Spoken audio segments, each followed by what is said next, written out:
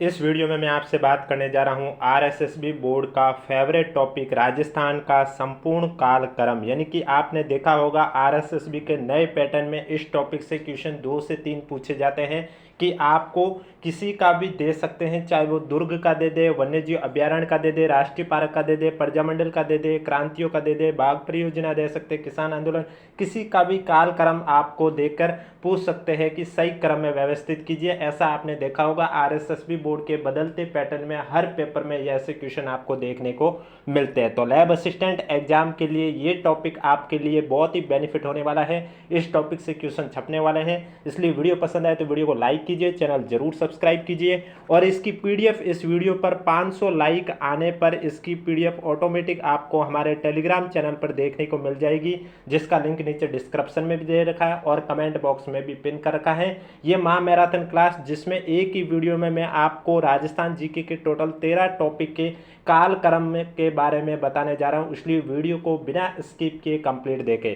तो चलिए आपको जो कालक्रम मैं बताने जा रहा हूं, सबसे पहले मैं बात करूंगा राजस्थान के दुर्ग के बारे में, उसके बाद बात करूंगा वन्यजीव अभ्यारण्य की, फिर राष्ट्रीय पार्क, फिर प्रजामंडल, प्रमुख संध्या क्रांति, बाघ परियोजनाएं, किसान आंदोलन, राजस्थान के प्रमुख युद्ध, राजस्थान की प्रमुख हवेलियां, मंदिर, प्रमुख महल, लोक देवता, प्रमुख संत। वीडियो पसंद आ रहा है तो एक बार वीडियो को लाइक जरूर करें, चैनल भी जरूर सब्सक्राइब करें, क्योंकि जो आपके मेवाड़ वंश है, जो राजवंश है, उसका भी कालक्रम पूछा जाता है। तो कल आपके लिए उस पर वीडियो लेके आऊँगा। और जो सभ्यताएं हैं कालीबंगा, जो भी सभ्यताएं हैं राजस्थान में, तो उनका भी कालक्रम आपके लिए लेके आऊँगा। उन दोनों टॉपिक को कल मैं कराऊँगा इस यूट्यूब चैनल पर, इसलिए चैनल जरूर सब्सक्राइब करें, नोटिफिकेशन भी ऑन रखिए ताकि जब भी मैं नया वीडियो लेके आऊँ सबसे पहले आपके पास पहुँचे।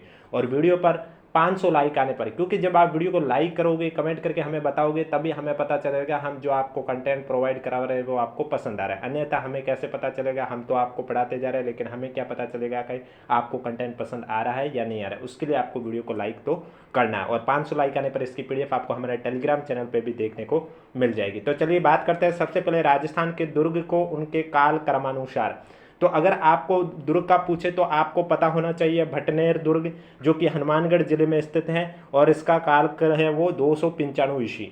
चित्तौड़गढ़ किला आप देख सकते हैं, चित्तौड़गढ़ में स्थित है, 7वीं शताब्दी। अचलगढ़ या आबू दुर्ग ये सिरोही में स्थित है, 900 ईस्वी। शिवाणा दुर्ग बालोतरा में है, 954 ईस्वी। जूना दुर्ग बाड़मेर में है, 1002 ईस्वी। बयाना दुर्ग भरतपुर में है, 1040 ईस्वी। बाला किला अलवर में है, 1049 ईस्वी। गागरोन दुर्ग झालावाड़ में है, 11वीं शताब्दी। तारागढ़ दो है, एक अजमेर में भी है और एक बूंदी में भी है। तो पहले जो कालक्रम में आएगा वो तारागढ़ अजमेर वाला आएगा, 1113 ईस्वी। उसके बाद नागौर का किला नागौर में स्थित है, 1154 ईस्वी। जैसलमेर या सोनारगढ़ का किला कहे तो आपका जैसलमेर ही होगा, 1155 ईस्वी। तारागढ़ किला बूंदी वाला है वो 1354 ईस्वी है। कुंभलगढ़ किला जो कि राजसमंद में स्थित है, 1448 से 58 ईस्वी। मेहरानगढ़ किला जोधपुर में स्थित है, 1459 ईस्वी। इसके बाद आपका आता है सोजत दुर्ग। सोजत दुर्ग आपको मालूम है अभी सोजत की मेहंदी भी बहुत जो जीआई टैग दिया गया है, तो फिर आपको पता होना चाहिए सोजत दुर्ग कहाँ पर होगा, पाली में, 1460 ईस्वी। नीमराना दुर्ग कोटपुतली बहरोड में, 1464 ईस्वी। फतेहपुर दुर्ग सीकर में स्थित है, 1516 ईस्वी। खिंवसर का किला नागौर में स्थित है, 1523 ईस्वी। किलौन दुर्ग बाड़मेर में स्थित है, 1552 ईस्वी। पोखरण किला जैसलमेर में स्थित है, 1550 ईस्वी। मैगजीन दुर्ग अजमेर में स्थित है, 1570 ईस्वी। जूनागढ़ किला बीकानेर में स्थित है, 1599 से 94 ईस्वी। आमेर किला जयपुर में स्थित है, 1592 ईस्वी। चौमू किला जयपुर में स्थित है, 1595 ईस्वी। भादराजून किला जालोर में स्थित है, 16वीं शताब्दी। अजबगढ़ का किला अलवर में स्थित है, 1635 ईस्वी। वेर किला भरतपुर में स्थित है, 1726 ईस्वी। डीग किला डीग में स्थित है, 1730 ईस्वी। और वीडियो पसंद आ रहा है तो वीडियो को लाइक जरूर करें, चैनल भी जरूर सब्सक्राइब करें। भरतपुर किला भरतपुर में स्थित है, 1733 ईस्वी। नाहरगढ़ किला जयपुर में स्थित है, 1734 ईस्वी। चूरू का किला चूरू में स्थित है, 1739 ईस्वी। माधोराजपुरा किला जयपुर में स्थित है, 1750 ईस्वी। भोपालगढ़ का किला खेतड़ी में है, 1770 ईस्वी। अशीरगढ़ या अमीरगढ़ टोंक में स्थित है, 17वीं शताब्दी। लक्ष्मणगढ़ दुर्ग सीकर में स्थित है, 1805 ईस्वी। तिजारा दुर्ग खैरतल तिजारा में स्थित है, 1836 ईस्वी। और झालावाड़ किला झालावाड़ में स्थित है, 1838 से 54 ईस्वी। तो ये तो आपके थे राजस्थान के दुर्ग और किलों के बारे में, उनका कालक्रम अगर एग्जाम में पूछा जाएगा। आपने देखा होगा आरएसएसबी बोर्ड के बदलते पैटर्न में वो राजवंश का भी पूछा करती है, आंदोलन का भी पूछ लेती है, दुर्ग का भी पूछ लेती है, महल का भी पूछ लेती है, इसलिए और लोक देवता का भी पूछा करती है। इसलिए ये टॉपिक आपके लिए लेके आए हैं। वीडियो बहुत ही इंपॉर्टेंट है, चाहे आपका लैब असिस्टेंट एग्जाम हो या आगे एलडीसी का भी हो, महिला प्रवेशक हो, कोई भी हो, आरएसएसबी बोर्ड का एग्जाम सभी के लिए बेनिफिट है। अब नेक्स्ट टॉपिक हमारा आता है राजस्थान के प्रमुख वन्य जीव अभ्यारण्य के बारे में, कहाँ पर स्थित है और उनका ईस्वी वर्ष। तो वन्य जीव अभ्यारण्य में आप देख सकते हैं जयसमन वन्य जीव अभ्यारण्य उदयपुर में है 1955 ईस्वी। दरा वन्य जीव अभ्यारण्य कोटा में स्थित है 1955। सरिस्का अभ्यारण्य अलवर में है 1955। केवलादेव घना पक्षी अभ्यारण्य भरतपुर में है 1956। मुख्य विवरण भी आप देख सकते हैं, जैसे कि पक्षियों का शोर किसे कहते हैं, केवलादेव घना पक्षी अभ्यारण्य को। हरे कबूतर हेतु प्रसिद्ध है सरिस्का अभ्यारण्य, मुकुंदरा हिल का हिस्सा है अब दरा वन्य जीव अभ्यारण्य। जलचरों की बस्ती कहते हैं जयसमन वन्य जीव अभ्यारण्य को। भेड़ियों की प्रजनन स्थली कुंभलगढ़ वन्य जीव अभ्यारण्य जो कि राजसमंद में स्थित है 1971। ताल छापर अभ्यारण्य चूरू में 1971। काले हिरण के लिए प्रसिद्ध अभ्यारण्य ताल छापर। नाहरगढ़ जैविक उद्यान जयपुर में है 1979 प्रथम जैविक उद्यान। घड़ियालों के संरक्षण हेतु राष्ट्रीय चंबल घड़ियाल अभ्यारण्य 1979। शेरगढ़ अभ्यारण्य 12 में स्थित है, सांपों की शरणास्थली के लिए प्रसिद्ध है 1981। बंद बारेटा भरतपुर में है 1981, परिंदों के घर के लिए प्रसिद्ध है। टाइगर रिजर्व घोषित किया गया 1982 में रामगढ़ विषधारी अभ्यारण्य बूंदी को। इसके अलावा जंगली जानवर हेतु 1988 में बस्सी वन्य जीव अभ्यारण्य जो कि कहाँ पर स्थित है, चित्तौड़गढ़ में स्थित हैं। ये आपके थे वन्य जीव अभ्यारण्य। अब आते हैं राजस्थान के प्रमुख राष्ट्रीय उद्यान। उससे पहले कमेंट बॉक्स में हमें जरूर बताइएगा आपको वीडियो कैसा लगा, और वीडियो पर 500 लाइक आने पर, ज़्यादा मैं नहीं कह रहा हूँ, 500 लाइक आने पर इसकी पीडीएफ आपको हमारे टेलीग्राम चैनल पर देखने को मिल जाएगी, जिसका लिंक नीचे डिस्क्रिप्शन में भी दे रखा है और कमेंट बॉक्स में भी पिन कर रखा है। अब आप देख सकते हैं राष्ट्रीय उद्यान की अगर बात करें तो रणथंभौर राष्ट्रीय उद्यान सवाई माधोपुर में स्थित है 1980। सबसे पुराना राष्ट्रीय उद्यान है रणथंभौर राष्ट्रीय उद्यान, इसकी स्थापना 1980। केवलादेव घना राष्ट्रीय उद्यान भरतपुर में स्थित है 1981। रामसर साइट में भी 1981 में इसको घोषित किया गया यूनेस्को धरोहर में।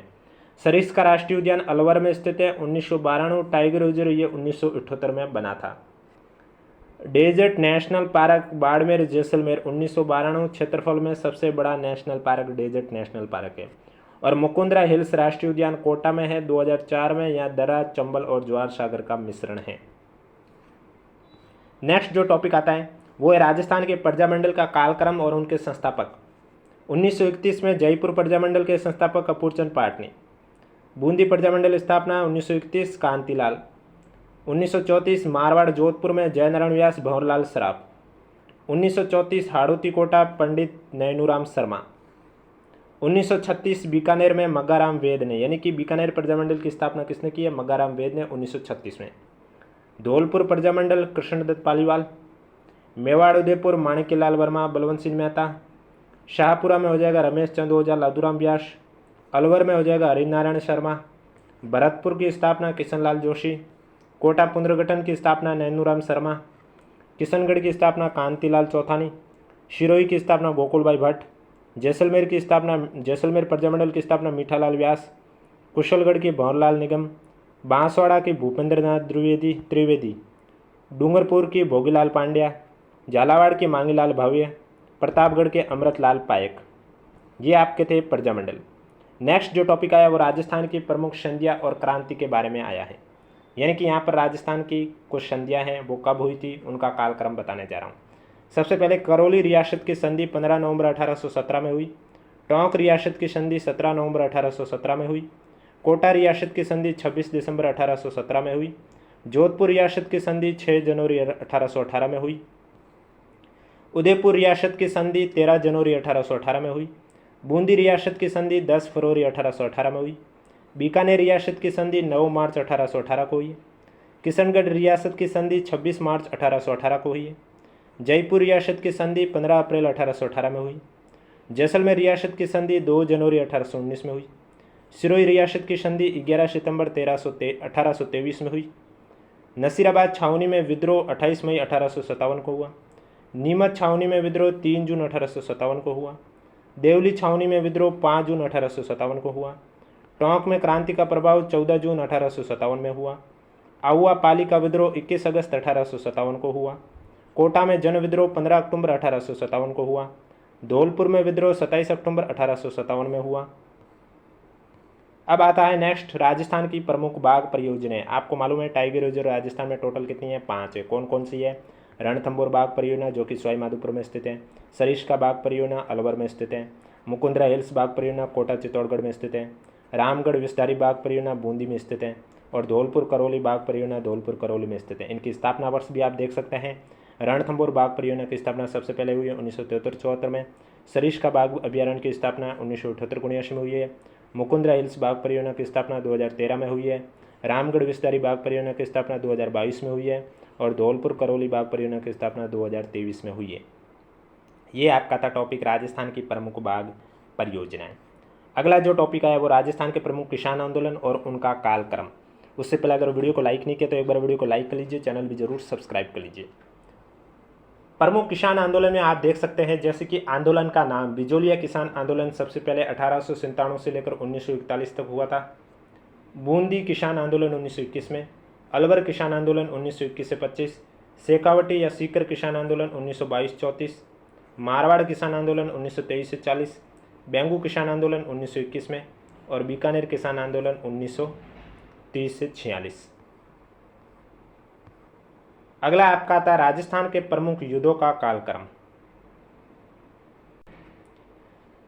युद्ध दे रखा है, उनका कालक्रम में व्यवस्थित करके बताया गया है। अब आपको एग्जाम में पूछ ले इनमें से कोई 4 युद्ध देखने को मिल जाए और आपको पूछे कालक्रम में व्यवस्थित कीजिए, तो उसके लिए ये पीडीएफ आपके लिए बहुत ही बेनिफिट रहने वाली है।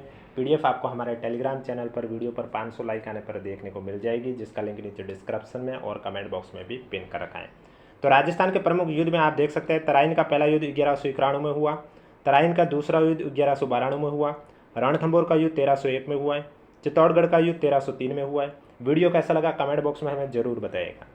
शिवाना का युद्ध 1308 में हुआ, जालौर का युद्ध 1311 में हुआ, सारंगपुर का युद्ध 1437 में हुआ, बदनौर का युद्ध 1457 में हुआ, खातौली का युद्ध 1517 में हुआ, धौलपुर का युद्ध 15 या बाड़ी का युद्ध 1518 में हुआ, गागरोन का युद्ध 1519 में हुआ, बयाना का युद्ध 1527 में हुआ, खानवा का युद्ध 1527 में हुआ, चित्तौड़गढ़ का दूसरा शाखा या युद्ध जिसे कहते हैं 1534-35 में हुआ, शाहेबा का युद्ध 1541-42 में हुआ, गिरी शुमेल का युद्ध 1544 में हुआ, हरमाड़ा का युद्ध 1557 में हुआ, चित्तौड़गढ़ का तीसरा युद्ध 1567-68 में हुआ, हल्दीघाटी का युद्ध 1576 में हुआ, कुंभलगढ़ का युद्ध 1578 में हुआ, दिवेर का युद्ध 1582 में हुआ, मतिरे की राड़ 1644 में हुई, धर्मत का युद्ध 1658 में हुआ, शामूगढ़ का युद्ध 1658 में हुआ, दोराई का युद्ध 1659 में हुआ, पुरंदर की संधि 1665 में हुई, देबारी का युद्ध 1680 में हुआ, पिलसूद का युद्ध 1715 में हुआ।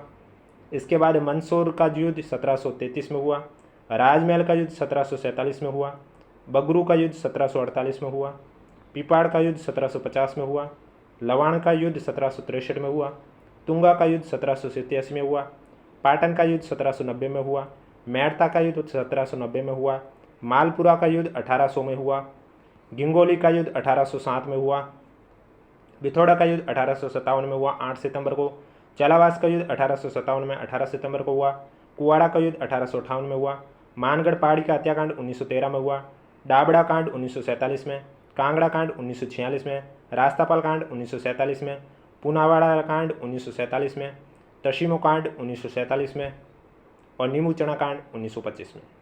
तो ये आपको नीमू चना कांड वैसे 1925 सबसे नीचे आया है, इसको यहाँ पर आना था 1913 के बाद, डाबड़ा कांड से पहले आना था लेकिन लिस्ट में सबसे नीचे आ गया। ये तो आपका था युद्ध का कालक्रम। अब जो नेक्स्ट टॉपिक है वो राजस्थान की प्रमुख हवेलियाँ, छत्रियाँ और स्मारक के बारे में। बछवातों की हवेली आप कालक्रम में समय देख सकते हैं 1593 ईस्वी, पटवाओं की हवेली 1805 में, शामिल सिंह की हवेली 1825, कन्हैयालाल बागला की हवेली 1880, नथमल की हवेली 1884-85, गुस्सैयों की छतरी 16वीं शताब्दी, 84 खंभों की छतरी 1683 से 1695, 80 खंभों की छतरी या मूशी महारानी की छतरी 1815, रामदत्त गोयनकर की छतरी 1888 में, जसवंतथड़ा 1899 में, थानेदार नाथुसिंह की छतरी 1932, अढ़ाई दिन का झोपड़ा 1200 से 1235, जंतर मंतर 1724 से 34, हॉप सर्कस 1939-40, गडरा का शहीद स्मारक 1965, देवेर का विजय स्मारक 2012।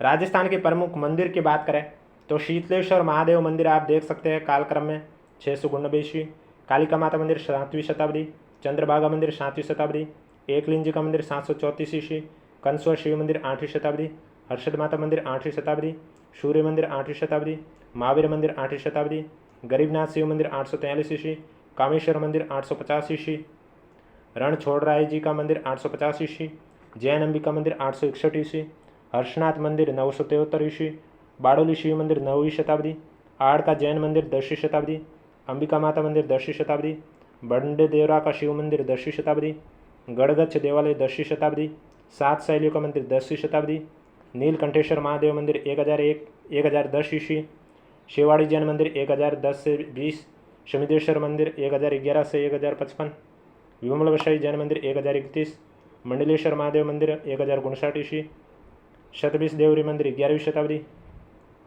सोमनाथ महादेव मंदिर 1152, किराड़ू का मंदिर 11वीं-12वीं शताब्दी, दिलवाड़ा जैन मंदिर 1113वीं शताब्दी, वरा मंदिर 12वीं शताब्दी, अर्थनाका जैन मंदिर 11वीं-12वीं शताब्दी, महालानेश्वर 12वीं से 13वीं शताब्दी, देव सोमनाथ मंदिर 12वीं शताब्दी, उंडेश्वर मंदिर 1125 ईस्वी, लूणवशाई जैन मंदिर 1230, पार्श्वनाथ ऋषभदेव मंदिर 1416, लक्ष्मीनाथ मंदिर 1437, आदिनाथ चौमुखा मंदिर 1439, ब्रह्मा मंदिर 14वीं शताब्दी, कल्याण राय का मंदिर 1537 ईस्वी, भांडाशाह जैन मंदिर 1544 ईस्वी, पार्श्वनाथ चौमुखा मंदिर 15वीं शताब्दी, जगत शिरोमणि 1599 से 1608, केसराय जी का मंदिर 1601, लोधरवा का पार्श्वनाथ मंदिर 1618, सोमनाथ मंदिर 1631, जगदीश मंदिर 1651, खाटू श्याम जी की नींव रखी 1720 में, बैणेश्वर धाम 1727 ईस्वी, गोविंद देव जी का मंदिर 1735 ईस्वी, विश्व का प्रथम कल्कि मंदिर 1739 ईस्वी, मोती डोंगरी गणेश मंदिर 1761 ईस्वी,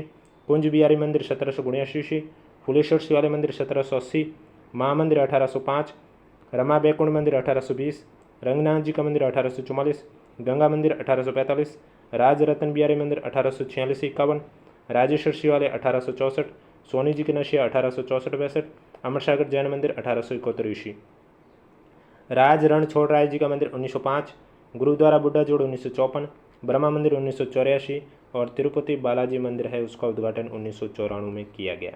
ये तो आपके थे राजस्थान के मंदिर। अब महलों का कालक्रम देखने से पहले अगर वीडियो को लाइक नहीं किया तो एक बार वीडियो को लाइक कर लीजिए, चैनल भी जरूर सब्सक्राइब कर लीजिए, क्योंकि अब आपके 3 टॉपिक बचे, संत, लोक देवता और महल का कालक्रम।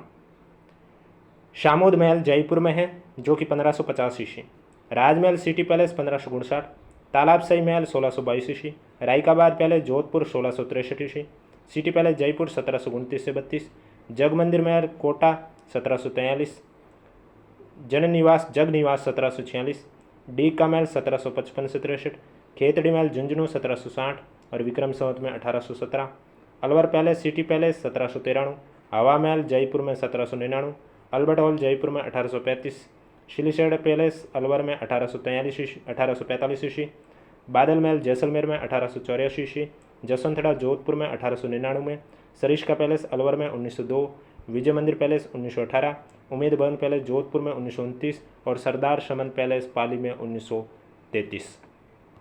नेक्स्ट आता है लोक देवता और देवी। तो लोक देवता देवी का कालक्रम पूछा भी गया था एक एग्जाम में आरएसएस बोर्ड द्वारा।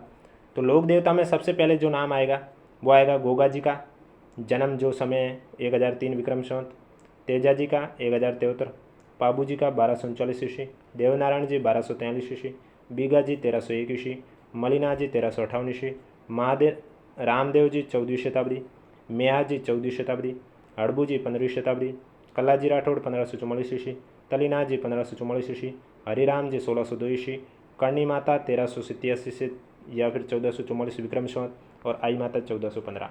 तो आपको इनका जो मेन है गोगा जी, तेजा जी, पाबू जी, रामदेव जी, मेहा जी, हड़बू जी, इनका पता होना चाहिए। तो लोक देवता में सबसे पहले कालक्रम में नाम आता है गोगा जी का, फिर तेजा जी का, फिर पाबू जी का, फिर देवनारायण जी का, फिर बीगा जी का, फिर मलिनाथ जी का, फिर रामदेव जी का, फिर मेहा जी का और उसके बाद हड़बू जी का। और आज का जो लास्ट टॉपिक है वो राजस्थान के प्रमुख संत का कालक्रम। आप देख सकते हैं संत का जन्म दे रखा है। सबसे पहले आते हैं संत रैदास जी 1388 ईस्वी में जन्म, संत धन्ना जी 1415 ईस्वी, संत पीपा जी 1425 ईस्वी, संत जाम्बू जी 1451 ईस्वी, संत हरिदास जी 1455 ईस्वी, संत जशनाथ जी 1482 ईस्वी। उसके बाद आते हैं संत मीराबाई 1498 ईस्वी, संत रानाबाई 1504 ईस्वी, संत लालदास जी 1540 ईस्वी, संत दादू 1544 ईस्वी, संत सुंदरदास जी 1596 ईस्वी, बालानंदाचार्य 1635 ईस्वी, रजब जी 1689 ईस्वी, कवि दुर्लभ जी 1696 ईस्वी, चरणदास जी 1703 ईस्वी। अब आपको आगे संत माओ जी 1714 ईस्वी, रामचरण जी 1719 ईस्वी, संत आचार्य भीखंड जी 1726, भूरीबाई 1892, आचार्य महाश्रवण 1962। अब आपको अगर ईस्वी याद नहीं रहता तो कोई बात नहीं, आप इस कालक्रम में ऐसे भी याद कर सकते हैं, क्योंकि एग्जाम में वहाँ ईस्वी नहीं पूछा जाता, कालक्रम पूछा जाता है। तो आपको ये इस तरह से याद कर सकते हैं, कोई ट्रिक से भी आप याद कर सकते हैं, जैसे कि अल्फ़ाबेट से आप पहला अक्षर ले लेते, फिर आपको इस तरह से भी याद कर सकते हैं, सबसे पहले रैदास जी, फिर धन्ना जी, फिर पीपा जी, फिर जाम्बू जी, हरिदास जी, जसना जी, मीराबाई, रानाबाई। इसमें अब आप अपने तरफ से कोई भी ट्रिक लगा सकते हैं, चाहे इंग्लिश के अल्फ़ाबेट से करो, चाहे हिंदी के कोई भी प्रथम अक्षर से आपस में सभी टुकड़ों को जोड़ो और वो एक वाक्य बना, और उसके हिसाब से आप कर सकते हैं। तो ये थे आपके राजस्थान के सभी कालक्रम इम्पोर्टेंट एक ही वीडियो में। वीडियो पसंद आए तो वीडियो को लाइक कीजिए, चैनल जरूर सब्सक्राइब कीजिए। इस वीडियो पर 500 लाइक आने पर इसकी PDF हम आपको हमारे टेलीग्राम चैनल पर प्रोवाइड करवा देंगे, जिसका लिंक नीचे डिस्क्रिप्शन में भी दे रखा है और कमेंट बॉक्स में भी पिन कर रखा है। इसके अलावा किसी भी साथी को कोई भी डाउट है तो नीचे कमेंट बॉक्स में ज़रूर पूछें।